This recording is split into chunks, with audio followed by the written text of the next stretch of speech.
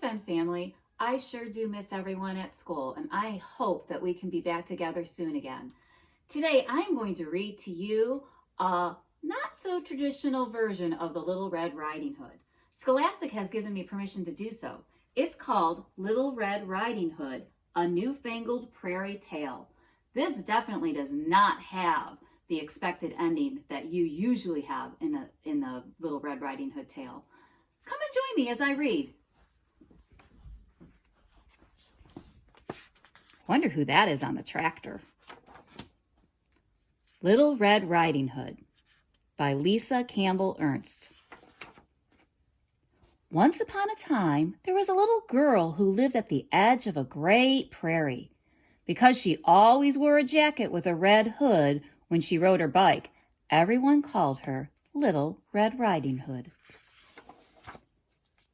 Now one morning, as Little Red Riding Hood sat eating her favorite wheatberry muffins, she had an idea. "Mom," she said, "it's going to be a real scorcher today. Grandma sure would love it if I brought her some muffins and lemonade. You know how crabby she gets in the heat." Little Red Riding Hood loved visiting her grandmother. "Great idea," her mother said. So Little Red Riding Hood's mother packed the still warm wheat berry muffins and cold lemonade into a basket. After airing up the tires on her bike and testing the brakes, Little Red Riding Hood set out on her way. "Now don't forget," called her mother, "go straight to Grandma's, and whatever you do, don't talk to strangers." "Sure, Mom," Little Red Riding Hood promised. Little Red Riding Hood pedaled down Toad Road, past the gas station, the feed store, and the old Wilson place. She waved at everyone she saw, and everyone waved back. As the edge of town disappeared and the prairie began, Little Red Riding Hood zigzagged between the crops, taking the shortcut to Grandma's house. Blackbirds startled and sunflowers swayed as she whizzed by. "What a nice visit this will be," Little Red Riding Hood said.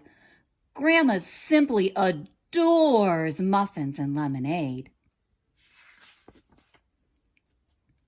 But who should be cutting through that same field?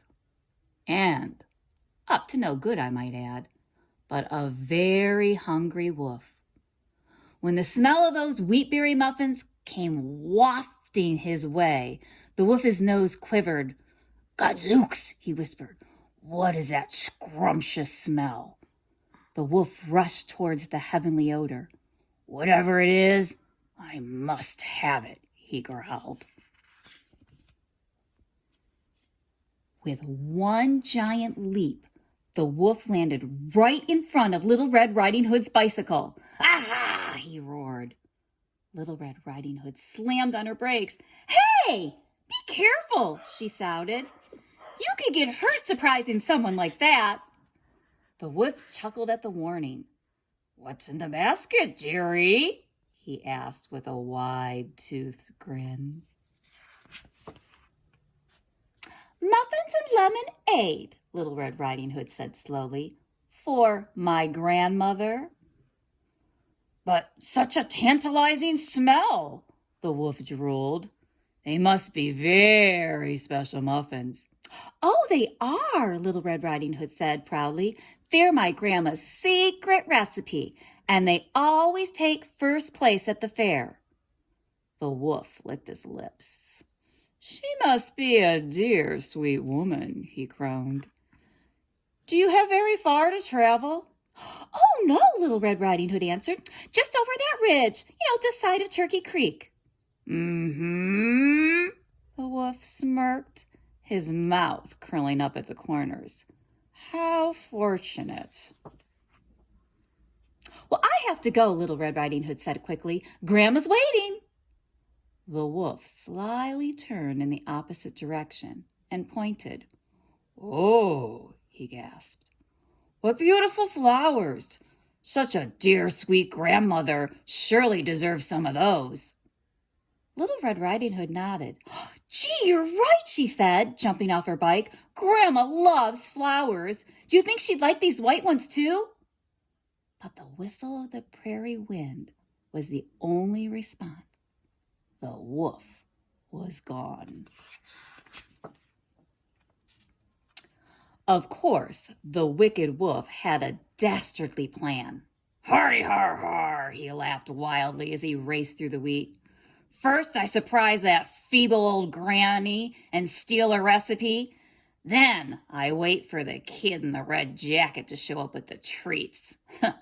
Soon I'll hold the secret to those delectable muffins, and those 2 country bumpkins won't know what hit them. His evil chuckles drifted through the forest. When the wolf arrived at Grandma's house, he found a note on the door. Little Red Riding Hood, out in the field, love Grandma. This'll be easier than I thought, the wolf snarled. Grandma's obviously off her rocker, wandering around in the heat. Muddled brains are so easy to persuade. The wolf cackled, feeling enormously pleased with his good fortune. But when the wolf searched the fields for Little Red Riding Hood's tottering granny, all he could see was a farmer riding a tractor. Impatiently he shouted, "Hey, old man, where's this ancient granny who lives in the house?" The farmer, though, seemed to hear nothing. "Very well," the wolf said with a snicker. "I love surprising these dim-witted hicks." And he began to silently sneak up behind the tractor. Then, before the wolf knew what was happening, the farmer whirled around and grabbed him by his fancy suspenders. "Hold it right there, you scoundrel," the farmer shouted. "What in tarnation do you think you're doing?" The wolf gasped and stammered. I'm looking for the frail, loony, muffin bacon granny who lives in the house." "Well, Sherlock," boomed the farmer, whose grip tightened on the wolf, "you're talking to her." The wolf's mouth dropped open, and he began to shake. My, he finally whispered. "What big eyes you have, Grandma." "All the better to see you skulking around my fields," Grandma answered. "My, what big ears you have, Grandma," the wolf croaked. "All the better to hear you coming," Grandma answered. "My, what big hands you have, Grandma," the wolf groaned. "All the better to crush you like a bug if need be," said Grandma. And lucky for the wolf, Little Red Riding Hood rolled up just at that moment. "Grandma, are you okay?" called Little Red Riding Hood. "Sure, sweetie," Grandma said. Together they marched the grumbling wolf to Grandma's kitchen, Grandma lecturing all the way. "Didn't you think if there was a Little Red Riding Hood, there might be a big Little Red Riding Hood too? Thought I got rid of those bullies like you when I moved away from that forest." "Well, might as well have a bite to eat while we decide what to do next," Grandma said.